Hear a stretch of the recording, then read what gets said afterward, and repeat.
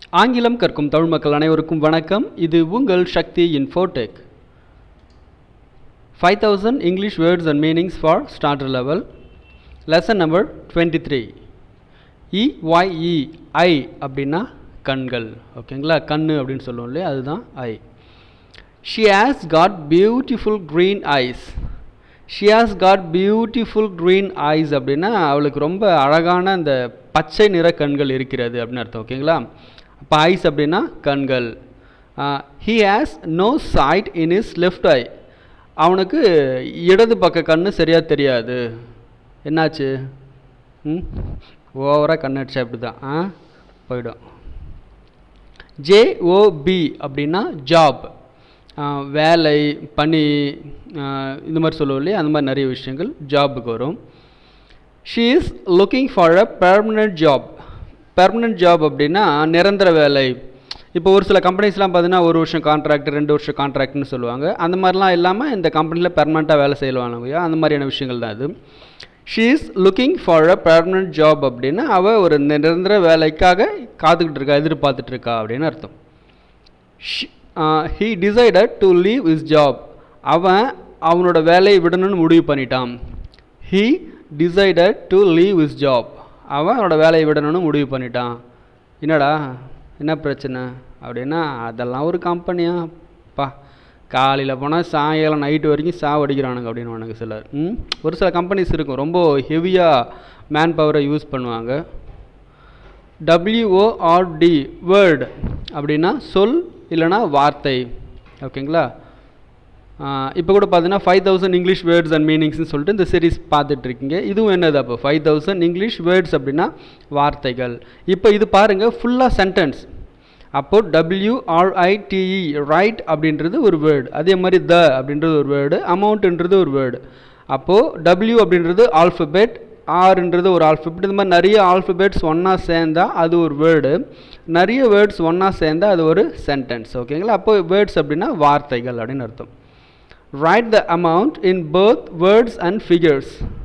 இது என்ன உண்மையான மீனிங் அப்படின்னு பார்த்தீங்கன்னா, ரைட் த அமௌண்ட்டை எழுதுங்க, இன் both words and figures. Words அப்படின்னா வார்த்தையிலையும் எழுதுங்க, ஃபிகர்ஸ் அப்படின்னா நம்பர்ஸ்லையும் எழுதுங்க அப்படின்னு அர்த்தம். ஓகேங்களா, இதை படித்து பார்த்து நீங்கள் தப்பாக மீனிங் புரிஞ்சிக்கூடாது. ஒரு சிலர் என்ன பண்ணுவாங்க அப்படின்னா, write the amount in both words and figures. ஓ, அமௌண்ட்டை ஃபிகர்கிட்ட கொடுத்து எழுத சொல்கிறாங்க போல இருக்குது அப்படின்னு நினச்சிக்குவாங்க. ரைட், அந்த மாதிரி இல்லை. ஓகேங்களா, அப்போ வார்த்தையாகவும் எழுதுங்க, நம்பர்ஸ்லையும் எழுதுங்க அப்படின்றது மீனிங் ஆகும். THOUGH தோ அப்படின்னா என்றாலும், எனினும், போதிலும். ஓகேங்களா, இந்த மாதிரி நிறைய meaning. Even though she is rich, she is not interested in money. Even though she is rich, she is not interested in money. அவள் பணக்காரியாக இருந்தாலுமே கூட பணத்து மேலே அவளுக்கு அந்தளவுக்கு ஆர்வம் கிடையாது, அந்தளவுக்கு இன்ட்ரெஸ்ட் கிடையாது அப்படின்றது மீனிங். அப்போ ஈவன் தோ அப்படின்னா பணக்காரியாகவே இருந்தாலுமே கூட அவளுக்கு பணத்து மேலே ஒரு ஆர்வம் கிடையாது, இன்ட்ரெஸ்ட் கிடையாதுன்றதுக்கான மீனிங். ஓகேங்களா, அப்போ இந்த இடத்துல தோன்றது மீனிங் என்றது உங்களுக்கு புரியும். They are coming next week. அவங்க அடுத்த வாரம் வராங்க. தோ இருந்தாலுமே கூட I don't know which day. I don't know which டே அப்படின்னா எனக்கு எந்த தேதியில் கரெக்டாக வராங்கன்றது தெரியல. அப்போ அடுத்த வாரம் வராங்கன்றது தெரியும், ஆனால் எந்த டேட்டில் வராங்க, எந்த நாளில் வராங்கன்றது எனக்கு தெரியாது அப்படின்றது சொல்கிறதுக்கு இந்த இடத்துல நாம் தோன்றதை யூஸ் பண்ணிக்கிறோம்.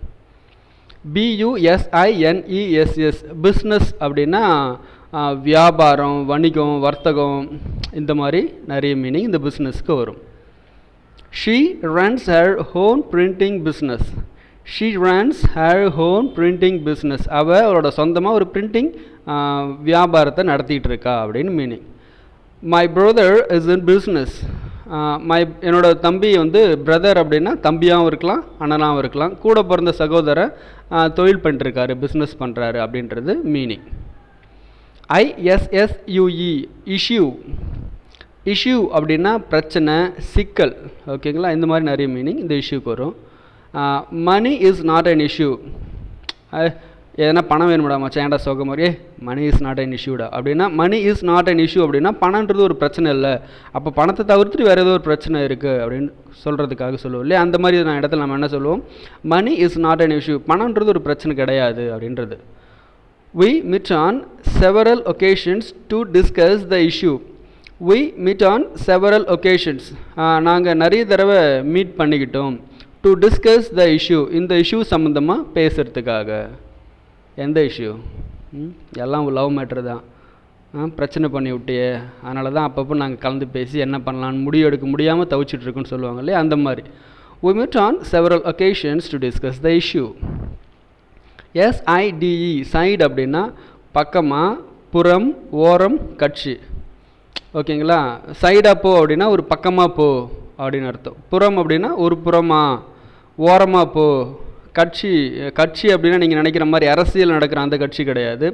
இப்போ 2 பேர் சண்டை போடுறாங்கன்னு வச்சுக்கோமே, நாம் என்ன சொல்லுவோம், நீ ஏன் சைடா அவன் சைடா அப்படின்னா, நீ ஏன் கட்சியா அவன் கட்சி அப்படின்னு சொல்லுவோம் இல்லையா, அந்த மாதிரியான சமயத்திலோட நம்ம என்ன பண்ணலாம், இந்த சைடுன்ற வேர்டை யூஸ் பண்ணிக்கலாம்.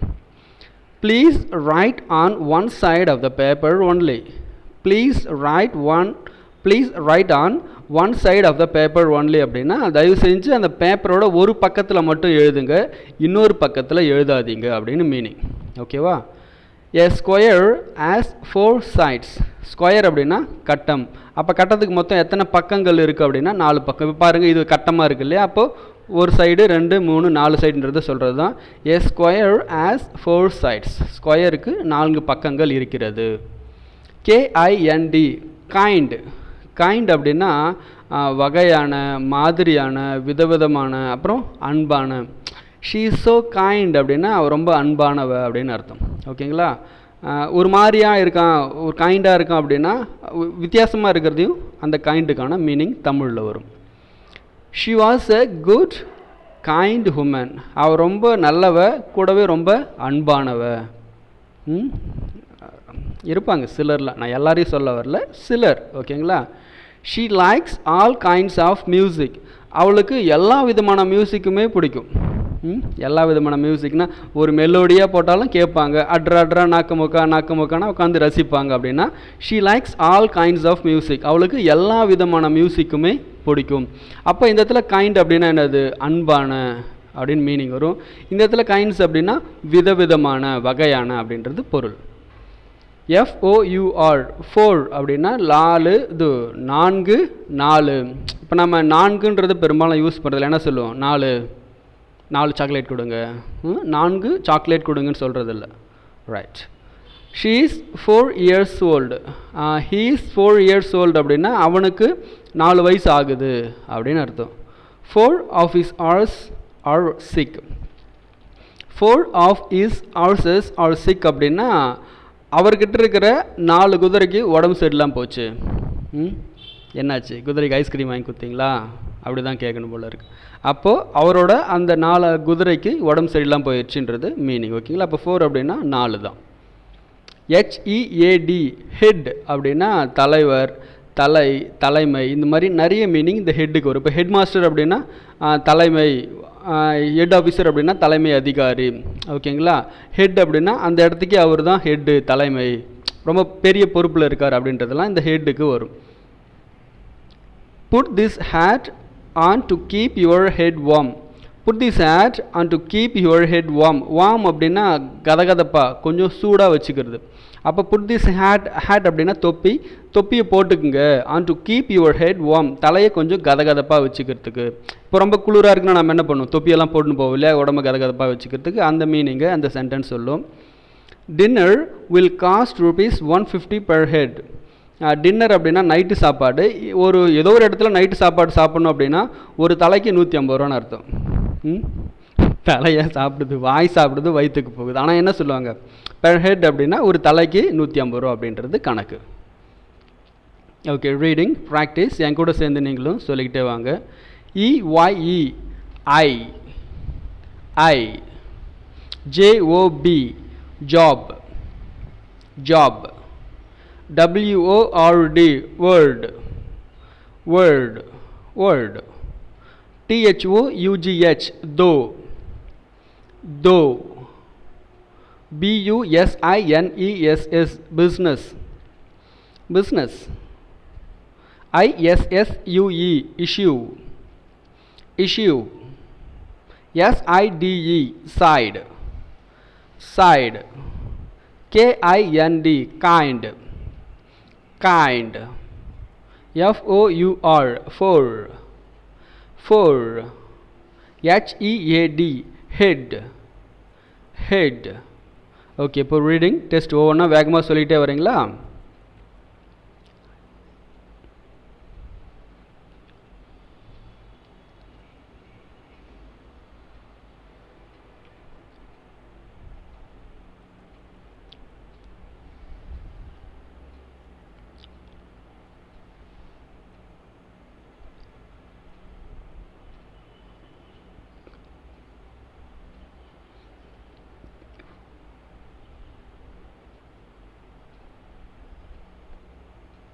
Okay, English to Tamil meaning test. இங்கிலீஷில் காமிக்கிறேன், ஃபாஸ்ட்டாக இங்கிலீஷில் சொல்லிக்கிட்டே வாங்க, இது தமிழில் சொல்லிகிட்டே வாங்க.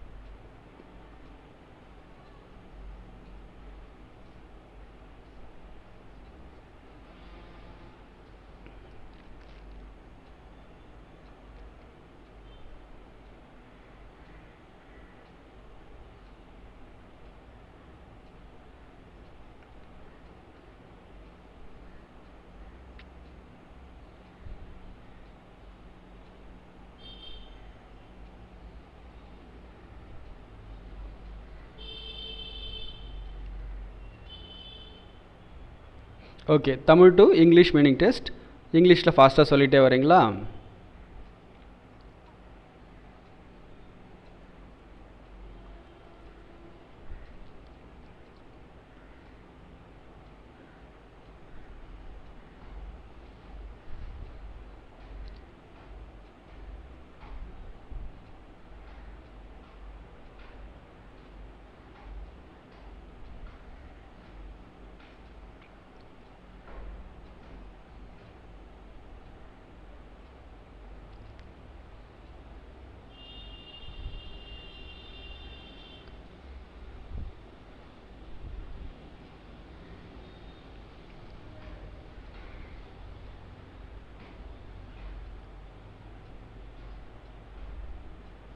நன்றி, வணக்கம். நோட்ஸ் எழுதணும்னு விருப்பப்படுறவங்க வீடியோவை 5 செகண்ட்ஸ்க்கு ஒரு தடவை பாஸ் பண்ணிவிட்டு நோட்ஸ் எழுதிக்கோங்க.